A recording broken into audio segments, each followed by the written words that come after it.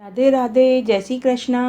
आज मैं आपको धर्मराज जी की कहानी सुनाने जा रही हूँ। कहानी सुनने से पहले अगर अभी तक आपने मेरे चैनल को सब्सक्राइब नहीं किया है तो कृपया मेरे चैनल को सब्सक्राइब करें, साथ में बेल ज़रूर प्रेस करें ताकि मेरे आगे आने वाले वीडियो की नोटिफिकेशन आपको सबसे पहले मिले। और अगर आपको कहानी अच्छी लगे तो कमेंट बॉक्स में राधे राधे या जय श्री कृष्णा ज़रूर लिखें।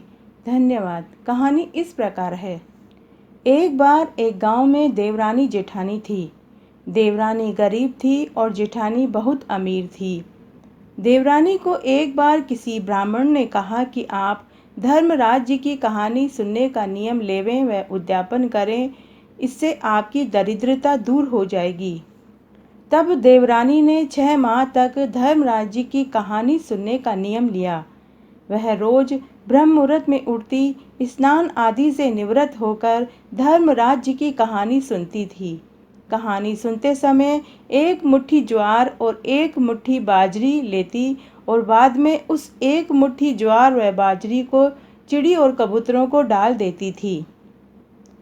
रोज वो ऐसा कर रही थी, लेकिन एक दिन उसने देखा कि वह जहाँ आंगन में वह ज्वार और बाजरी डालती थी वहाँ उसे सोने के ज्वार और बाजरी के दाने मिलने लगे।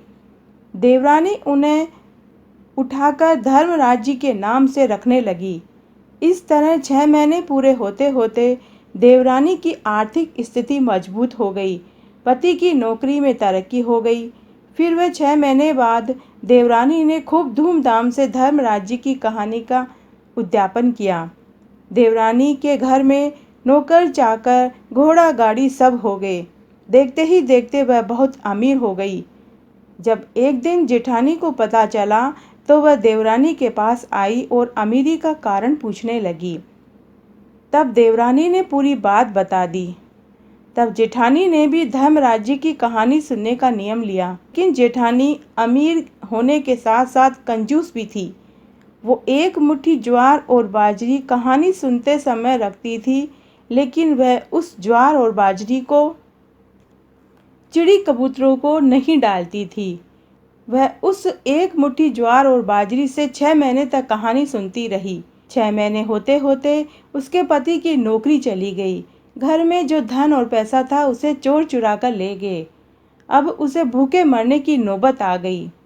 जेठानी भागी भागी देवरानी के पास आई और पूरी बात बताई।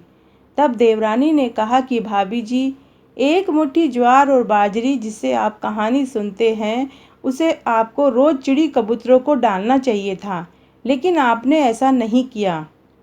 जेठानी ने अपनी गलती मानी और वापस से पूरे विधि विधान के साथ धर्मराज जी की कहानी सुनी और उद्यापन किया, जिससे उसके घर में भी अन्न धन के भंडार भर गए और मरने के बाद उसे बैकुंठ का वास मिला। तो हे धर्मराज जी, जैसे आप देवरानी के ऊपर प्रसन्न हुए वैसे सबके ऊपर होना। कहने वाले को, सुनने वाले को और हुकारा भरने वाले को।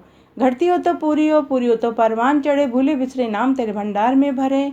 तो आज मैंने आपको धर्मराज जी की कहानी सुनाई। अगर आपको ये अच्छी लगे तो अपने दोस्तों रिश्तेदारों में ज़्यादा से ज़्यादा शेयर करके पुण्य कमाएं। धन्यवाद।